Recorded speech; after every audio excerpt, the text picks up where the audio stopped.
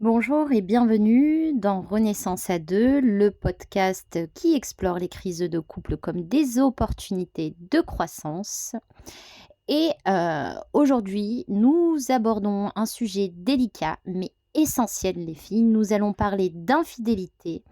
L'infidélité, pour beaucoup, c'est la trahison ultime, une brèche irréparable. Mais est-ce toujours le cas? Et si au-delà de la douleur, l'infidélité était aussi un signal d'alarme, une révélation sur l'état de notre relation? Alors pour celles qui ne me connaissent pas, je suis Monia Zenati, coach holistique et aujourd'hui, nous allons ensemble explorer cette complexité avec compassion et sans jugement.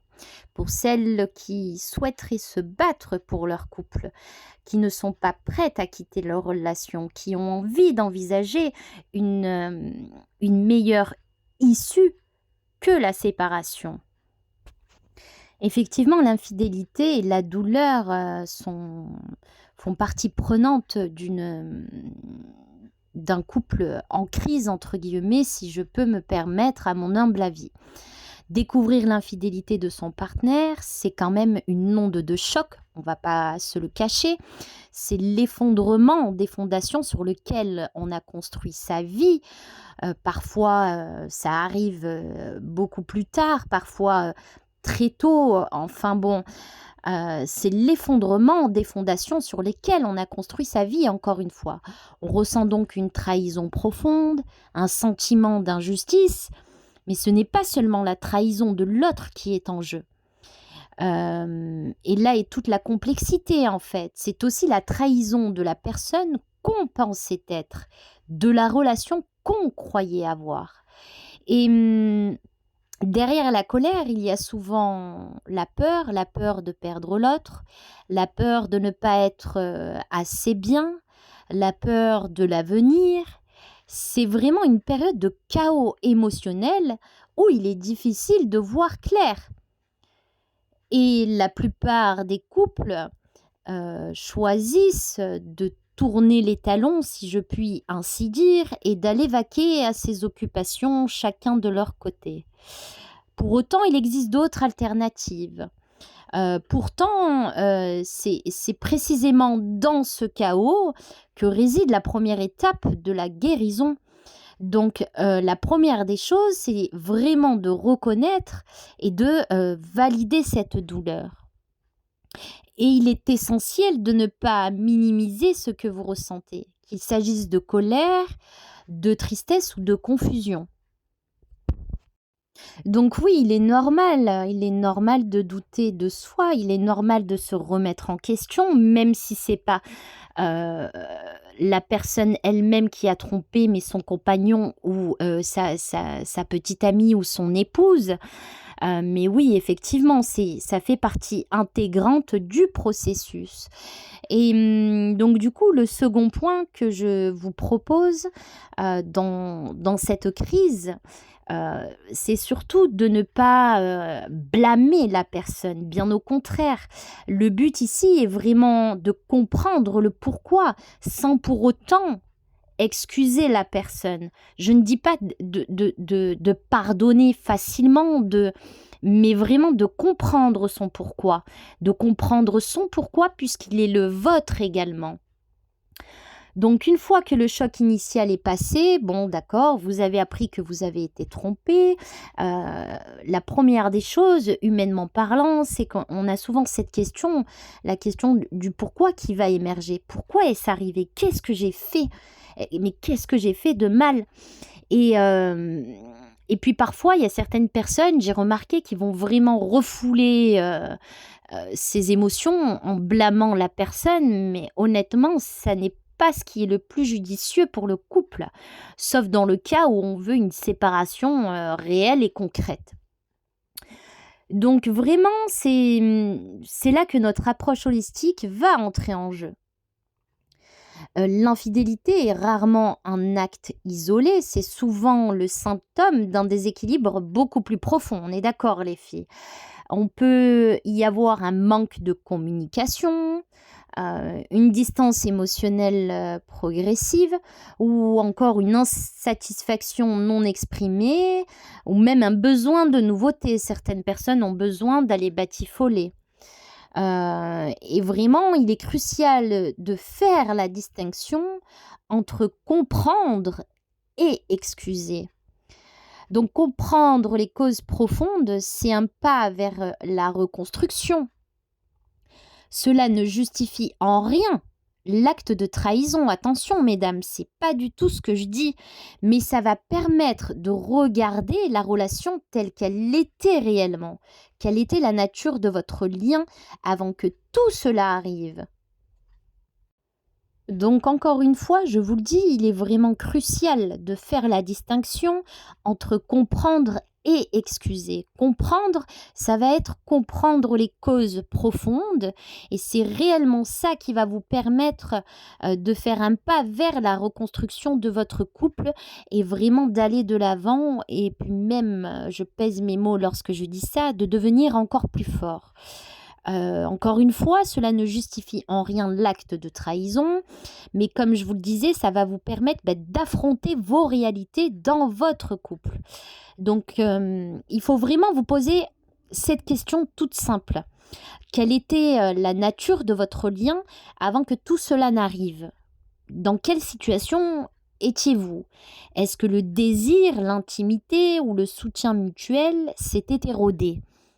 Est-ce que l'infidélité peut être due quelque part à vos actes, à vos agissements, et de l'un et de l'autre? Très certainement oui. Je pense, puisque d'habitude, lorsque l'on se met en couple, on n'a pas cette idée farfelue de se mettre en couple pour pouvoir se séparer 2 jours après. Donc l'infidélité, faut savoir qu'elle peut être le miroir qui reflète les failles cachées de la relation. Et bien souvent, le partenaire d'en face ne le comprend pas, ne le conçoit pas, ne l'accepte pas, ne veut pas se remettre en question et pense que l'homme en face est tout simplement, permettez-moi l'expression, un loupard. Ou que la femme, elle n'est rien et tu ne vaux rien. Alors que si on remet les choses dans leur contexte, les choses peuvent prendre une tournure beaucoup plus saine par les voies de la reconstruction. Parce qu'être en couple, ça ne veut pas dire que tout va bien. Vous êtes bien placé pour le savoir. Il y a des hauts, il y a des bas. Et la voie les voies de la reconstruction en fait partie dans ce cas de figure. Donc maintenant, la question la plus difficile que je vous pose et que certainement vous allez me poser, c'est: est-il possible de reconstruire après une infidélité? Eh bien, en tant que coach holistique, je vais vous répondre en toute transparence, bien que je sais pertinemment que certains sont intransigeants et ont des critères bien rédhibitoires. Pour ma part, la réponse est oui. Oui, mais un oui prudent, parce que c'est un chemin qui est long et exigeant. Mais pour les couples qui s'y engagent, la relation qui émerge peut être plus forte et plus consciente. Et donc, dans les voies de la reconstruction, nous avons 2 points. Il va y avoir la communication radicale et la reconstruction de la confiance. Donc, dans la communication radicale, tout d'abord, il faut pouvoir parler de tout, même des sujets les plus douloureux. Parce que si vous en êtes là aujourd'hui, c'est qu'il y a des non-dits, des choses cachées, des faux semblants entre vous, qu'il n'y avait peut-être pas au début. La personne qui a été infidèle doit être prête à répondre aux questions, à reconnaître la douleur qu'elle a causée et à s'engager pleinement dans la réparation. La personne qui, elle, est trahie, quant à elle, doit se donner le droit de s'exprimer, le droit d'exprimer sa colère et sa tristesse sans pour autant le blâmer. Et lorsqu'elle va s'adresser à son partenaire, elle ne va pas le blâmer lui, elle va blâmer son comportement, son agissement, sans pour autant bah, tout remettre en question. Sinon, ça n'a pas de sens.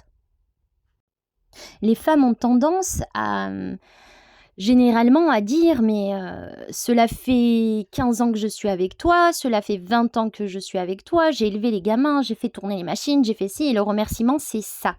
Mais ça n'est pas le bon comportement à avoir, mesdames, je suis navrée.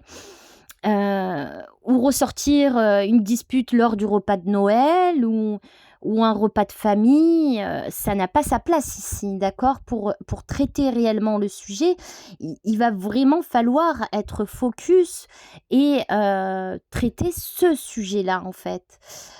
Donc le deuxième point, nous avons dit que le premier point, du coup, c'était la communication radicale et enfin, le deuxième point, ça va être la reconstruction de la confiance. Et pour la confiance, bon, on le sait pertinemment, elle ne se regagnera jamais du jour au lendemain. Mais cela fait partie, en fait, ça va se faire par des petites actions constantes, par de la transparence et de l'un et de l'autre, et par une volonté aussi de s'ouvrir complètement. Parce que c'est pas toujours le cas, hein, mesdames. Il ne s'agit pas aussi de surveiller l'autre, mais vraiment de lui offrir des garanties, d'accord? De vraiment que pour l'un et pour l'autre, il y ait réellement cette confiance sans jugement, encore une fois. Le travail sur soi, comme je vous le disais, se fait progressivement, pardon. Et l'avantage qu'il y a en faisant ce travail sur soi, c'est que lorsque vous avez rencontré une telle situation, c'est que l'infidélité, pardon, va mettre en lumière les faiblesses de chacun. Donc finalement, plutôt que de tourner les talons, vous devriez sortir gagnant de cette crise. Et la crise, il faut savoir qu'elle est une invitation à s'interroger. Et en fait, il faut travailler en introspection et justement se poser les bonnes questions. Un exemple type de question que vous pourriez vous poser, c'est: quels sont mes besoins non comblés en tant que j'aime pas utiliser ce mot, mais euh, on va dire en tant que, pas transgresseur, mais en tant que personne qui a commis l'acte, d'accord? Faut vraiment vous poser cette question ou la lui poser. Ensuite, la deuxième question que vous pouvez éventuellement vous poser, c'est: comment puis-je devenir une meilleure version de moi-même? Pour moi-même, bien entendu, et non seulement pour mon couple, parce que du coup, je fais souffrir l'autre, mais je me fais aussi souffrir puisque je subis de cette relation. Peut-être qu'au milieu, il y a des enfants. Je subis de cet acte plutôt que j'ai commis dans ma relation. Vous voyez, c'est vraiment là qu'il faut rester focus. Donc voilà, ça c'est des points qui sont essentiels et qui marchent réellement pour une introspection dans le cas de figure où la personne en face est prête à se remettre en question et que bien sûr sa compagne ou son compagne qui a subi est dans une démarche plus que sincère pour faire perdurer le couple. Voilà. Donc, en conclusion, je dirais que, personnellement et de par des personnes que j'ai accompagnées, je dirais que l'infidélité n'est pas la fin en soi. Elle est un carrefour, certes désagréable, mais elle est un carrefour, un chemin qui mène à la séparation. L'autre a une potentielle renaissance et finalement, c'est un mal pour un bien, puisque c'est une révélation qui vous force à regarder en face ce qui ne fonctionnait plus dans votre couple. Et si vous choisissez de vous engager dans la reconstruction, eh bien, c'est une occasion de créer un lien nouveau, beaucoup plus authentique et beaucoup plus solide, basé sur une compréhension, plus profonde de vous-même et de votre partenaire. Voilà, c'était tout pour moi. Merci, de nous avoir écoutés. Je vous retrouve la semaine prochaine pour un nouvel épisode et en attendant, je, vous souhaite de passer une très belle semaine. Prenez soin de vous et de votre relation.